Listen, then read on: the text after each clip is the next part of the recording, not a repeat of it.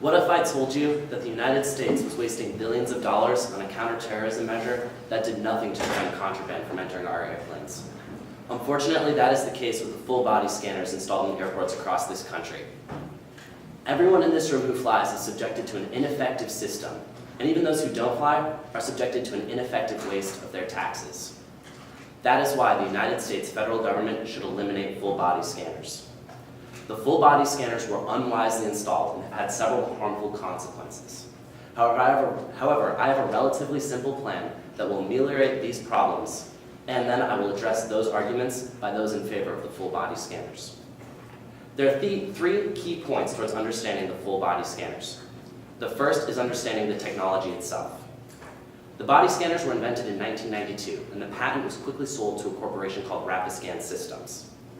Currently, the TSA has installed over 1,000 body scanners, with plans to add them to train and subway stations.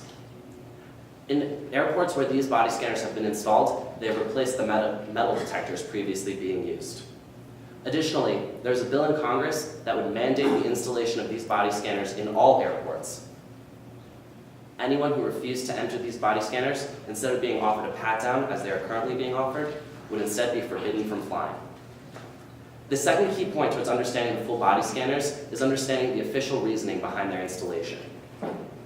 They were introduced in the wake of the underwear bomber, when in 2009, a Nigerian terrorist attempted to blow up an airplane with the detonation of explosives hidden within his underwear. At the time, Americans were terrified. A Gallup poll showed that 78% of Americans approved of the full body scanners. However, the public was being misled. The political corruption surrounding the installation of full body scanners is the third key point towards understanding their installation. Michael Chertoff, the former Secretary of Homeland Security and a man who should have been trusted, went on tour in favor of the full body scanners. However, he was also being simultaneously paid substantially for his efforts. As Representative Tom Rowe reiterates, Michael Chertoff was doing a tour to convince the public to install these body scanners while being paid $179 million by Rapiscan Systems. The installation of these body scanners was hasty, reactionary, and downright corrupt. There are three main harms associated with the body scanners. The first is that they are wildly cost ineffective. The United States federal government has already spent $1 billion installing these machines at the cost of $160,000 per machine. This does not include maintenance or training fees. The CIA World Factbook lists that there are over 500 commercial airports in the United States.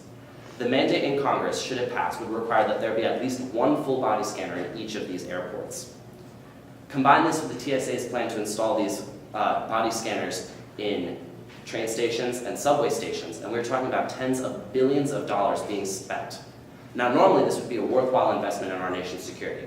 However, the full body scanners are ineffective and worthless. The second main harm is that the body scanners are a violation of the Fourth Amendment, which guards against unreasonable search and seizure. For the sole purpose of wanting to travel, Americans are forced to sacrifice their privacy as body scanners capture naked silhouettes of Americans who have been accused of no wrongdoing.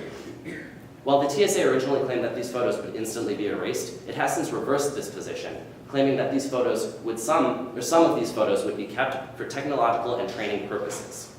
This means that digital copies of naked silhouettes of American citizens are being held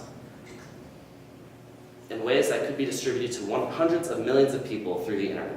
While such a leak hasn't happened yet, it is impossible to entirely eliminate the risk of such an incident to occur.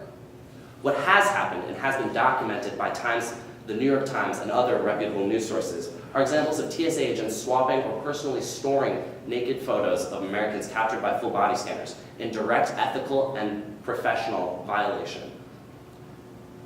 For the sole purpose of wanting to ride in an airplane, Americans are forced to enter a machine that captures and stores a naked photo of them. That is why full body scanners are more invasive than metal detectors or luggage searches. That is why full body scanners are unconstitutionally invasive. And now I've been claiming that the full body scanners are ineffective, and I realize that is a bold claim, so I provide significant amounts of evidence to back this claim up.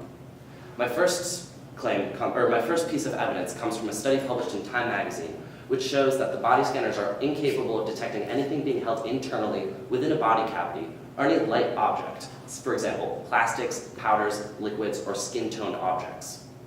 Additionally, the same study in Time magazine shows that TSA agents are less likely to look at suspicious behavior because of their over-reliance on technology. An expose in Wired magazine, correlated by an independent scientist, showed that it is possible to sneak metal objects like guns through the body scanners by exploiting the ways in which they take pictures.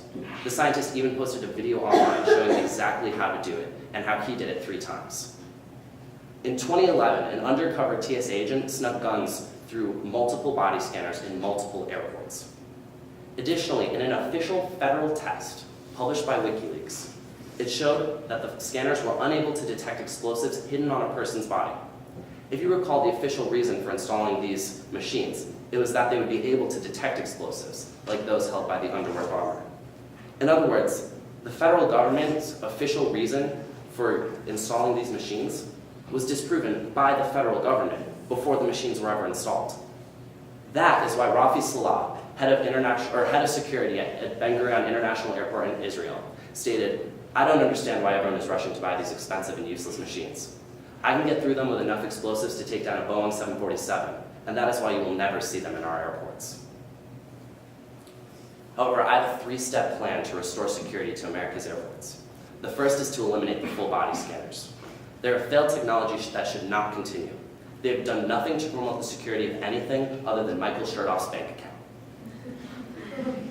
The second step would be to reinstall metal detectors in airports across the country. Metal detectors are capable of detecting extremely small quantities of metal, like a belt buckle or a single .22 caliber bullet. This has been correlated by decades of evidence and use to the point of common knowledge. That is why we used to use metal detectors in our airports. However, additionally, compared to the $160,000 it costs to install a full body scanner, it costs $10,000 to install a metal detector according to the TSA. The third step in my plan is to implement chemical scanners. A professor at the University of Birmingham in England has developed a chemical scanner that is capable of detecting extremely low quantities of chemical used in bombs and explosives. When tested by other universities in England and the United States, including Yale University in Connecticut, it was found that the chemical scanner posed no health risk and was more effective in detecting bombs and explosives than the full body scanners were. This technology is viable and available, and it only needs the attention and installation that full body scanners have received. I would finally like to discuss the arguments by those in favor of the full body scanners. The first argument is that eliminating the full body scanners reduces public safety. However, I've provided significant evidence that the body scanners do not promote public safety, as it is possible to get contraband, like guns or explosives, through them and onto airplanes. In fact, they even decrease safety because of a TSA over-reliance on technology instead of focusing on suspicious behaviors. Therefore, it does not reduce public safety to eliminate the full body scanners, as they do nothing to promote public safety. The second argument in favor of the full body scanners is that they instill confidence in travelers. However, this is unraveling as more and more evidence becomes public of the uselessness of the full body scanners. An MSNBC poll taken in 2010 showed that 84% of Americans believe the full body scanners did nothing to promote safety. Additionally, false security is useless. A single attack that makes it through a full body scanner unravels the entire facade. As Benjamin Franklin said, "He who would sacrifice freedom for security deserves neither and will lose both." And the full body scanners send America on the path towards losing both. The full body scanners are an expensive waste that do nothing to promote security and should be replaced by a system of metal detectors and chemical scanners. To continue to use the body scanners is irresponsible, as it wastes American taxpayer dollars and puts American lives in jeopardy. Thank you.